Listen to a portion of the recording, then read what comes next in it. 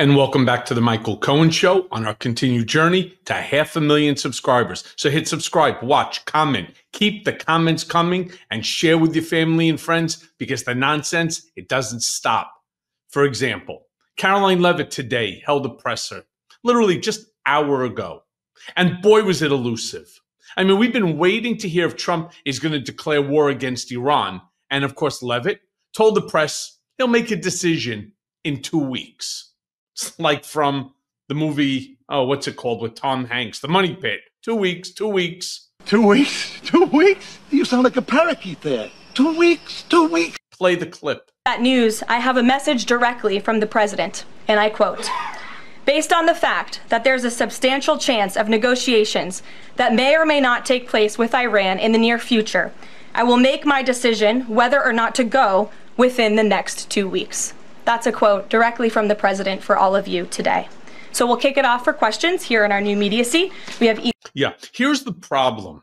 And there's no one, look, I'm all for Trump wanting to open up diplomatic channels. Please understand that. I absolutely want to see that happen. But here's the big problem. The problem is every single day, hundreds of missiles are being shot into Israel. Israel is sending back retaliatory missiles. And there's nothing but death and destruction. So 2 weeks, do the math yourself. You have 100 missiles a day times 14 days, 1,400 missiles back and forth. 2 weeks may be a little bit too long. Now, we've talked many times about how Trump will use this elusive 2 weeks with any problem that maybe they don't have a solution to. So a reporter finally called this out. Play the clip. Caroline. President Trump has said previously in regard to Russia, he's used this phrase about 2 weeks several times in terms of like, we expect like a 2-week deadline and then you give another 2-week deadline. How can we be sure that he's going to stick to this one on making a decision on Iran? Well, in those deadlines, as you've seen in respect to Russia, Ukraine, might I add, these are two very different, complicated global conflicts, as you know, that the president inherited from our previous incompetent president in the weakness of the previous administration. And the president has spent a tremendous amount of time and effort cleaning up these crises that were caused by the last administration's just complete dereliction of duty on the world stage and American weakness. Now we have American strength again. With respect to... Yeah, again, way to go. Good answer. You're going to hear me say this over and over and over again. Nobody lays on the bullshit better than Karoline Leavitt. And another reporter then goes on and asks Trump if he's relying on U.S. intelligence or intelligence from our allies. Play that clip. When the president says Iran is very close to a nuclear weapon, is he relying on U.S. intelligence or intelligence sharing from an ally to make that assessment? It is a fact, and the United States government maintains this fact, that Iran has never been closer to obtaining a nuclear weapon. Yeah, that's not necessarily factually accurate, including Tulsi Gabbard, your national intelligence advisor, who's saying otherwise, that they have not been enriching the uranium that they have from the 60% to the necessary 90%. So I like the fact that she wants to ensure that you believe it to be a fact. But again, it's just not fact. It's not factually accurate unless, I don't know, somebody else corroborates it. So meanwhile, Leavitt spoke about Trump's reasoning for possibly attacking Iran. He's trusting his instincts. Play the clip. Thank you. To what extent is this 2-week delay with Iran the result of interventions by the likes of Tucker Carlson, Marjorie Taylor Greene, or the entreaties of European leaders who want a de-escalation? Look, the president hears all voices across the country, and he makes decisions based on his instincts. And he has always said diplomacy is his first option. And is he still planning to... Look, first of all, let me be real clear.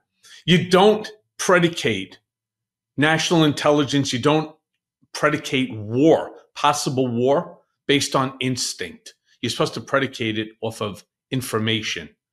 Reliable, accurate information. That's not what we have going on here. Meanwhile, a reporter then goes and asks her, what makes Trump think that Iran would be even up for negotiating, especially since they said that they're not? Play that clip. For all of you, based on the fact that there's a substantial chance of negotiations that may or may not take place with Iran in the near future, he will make that decision within the next 2 weeks. What makes him think there's still a substantial chance, is my question. I'm not going to get into the reasoning and the rationale. The president believes that, but that's his position, and he will make a decision within the next 2 weeks. Karoline. Sure. Okay. When you don't have an answer, just say, I'm not answering it. Great. Leave the American people still continuing to wonder.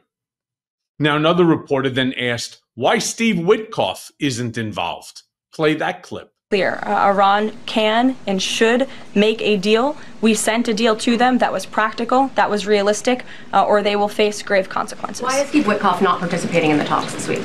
I can ask Mr. Witkoff why he is not. Wait. So you don't know the answer? First of all, he's completely missuited for this type of a function. He's missuited for all of it. I mean, this is serious diplomacy. You're talking, again, about nuclear. And I like the fact that Karoline says, oh, yeah, well, we sent them a deal. Well, you don't get to send a deal sheet to the Ayatollah and think, especially based upon historical perspective, that he's going to comply with anything coming out of the West. Karoline was then asked what her message was to Trump's supporters who voted for him because he promised to stop all wars. Play that clip. Karoline, thank you. So Rhino warmonger Lindsey Graham, he recently called on the U.S. to go all in. That's quite the lead to a question. Right. What's your message to everyday Trump supporters? Not the Tucker Carlsons or other big names, but everyday Trump supporters, grassroots who voted for President Trump to stop the wars, rejected this in the primary, going into another war with voting against Nikki Haley, and they want to see non-U.S. involvement in this war. What's your message? Trust in President Trump. President Trump has incredible instincts, and President Trump kept America and the world safe in his first term as president in implementing a peace through strength foreign policy agenda. And with respect to Iran, nobody should be surprised by the president's position that Iran absolutely cannot obtain a nuclear weapon. He's been unequivocally clear about this for decades, not just as president, not just as a presidential candidate, but also as a private citizen. In fact, that happens to be accurate. And it's not just Trump that believes that, it's every president that preceded him. So while I agree with what she's saying, that's not even really the question that's being asked. But what the hell is the purpose of these pressers? You're going to ask about A, and you're going to get an answer for Z. Meanwhile, Karoline left the door open for Trump to potentially go to war, get a load of this, without congressional approval. Play that clip. That Iran has never been closer to obtaining a nuclear weapon. And then if the U.S. were to take some type of military action, would the president go to Congress to seek war authority? I'm not going to engage in hypotheticals. I gave you the statement from the president. He'll make a decision within 2 weeks. Thank you, Carol. Sure. Again, it's a very, very simple question. The question that this reporter is asking is the War Powers Act falls in the hands of Congress. Now, there are, of course, ways to get around it, imminent national security threats and so on. But if it's 2 weeks away, the question that I'm just asking is how imminent actually is it? Karoline goes on and explains that Trump has been against Iran possessing a nuclear weapon his entire life. And by the way, that happens to be true. Play the clip. Of weeks to complete the production of that weapon, which would of course pose an existential threat not just to Israel but to the United States and to the entire world. And that is something that the entire world, including countries like Russia, is in agreement with, that Iran should not and cannot obtain a nuclear weapon. And that's why the president believes that, and he's believed that, again, not just his political career but frankly his entire life.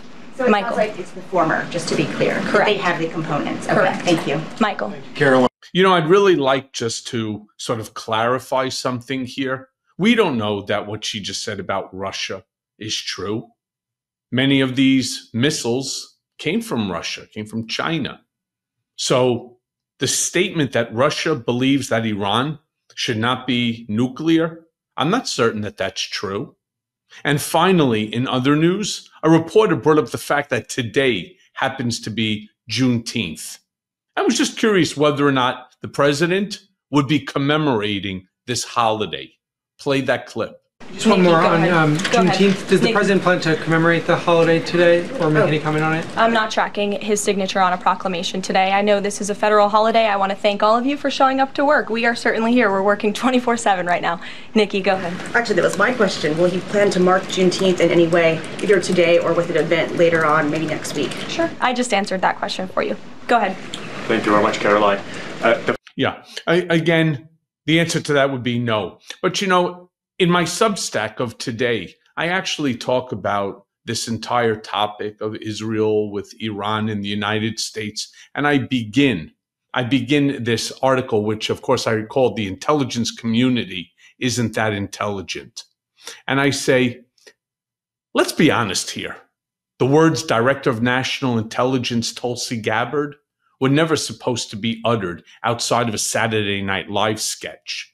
But welcome to America 2025, where up is down, fiction is fact, and your top spy is a former congresswoman whose greatest national security credential was once going surfing after a Fox News clip.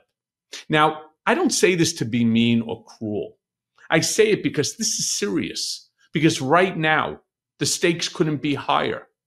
It's claimed that Iran is enriching uranium like it's a national sport. Israel is launching these preemptive strikes and assassinations, and President Trump is thundering to the world that Tehran is weeks, maybe 2 weeks, away from a nuclear bomb. So meanwhile, Tulsi's telling Congress, while all this is going on, relax, take it easy. They've got stockpiles, sure, but they haven't decided to build anything yet. Now, let me be clear. You don't have to be Inspector Clouseau to feel the tension in that contradiction. But let me just end by saying, here's the real kicker. Despite Trump's alarm bells, Netanyahu's dire warnings about secret plans and ticking clocks, the United States intelligence assessment has not budged an inch since March. That's coming from Tulsi Gabbard. So what this presser could have and should have done is to advise you and me, the American citizen, the American public, with information so that we have somewhat of an idea of what's going on there. And if they don't want to give us an idea, if all of this is top secret, just don't hold the presser. Sounds easy, right? And as always, thanks for listening. Hey everyone, first of all, thanks for watching. I mean, we're going to be posting daily episodes with reactions and talking about politics. We'll be talking about everything, in fact. So please like and subscribe. Join us on this journey.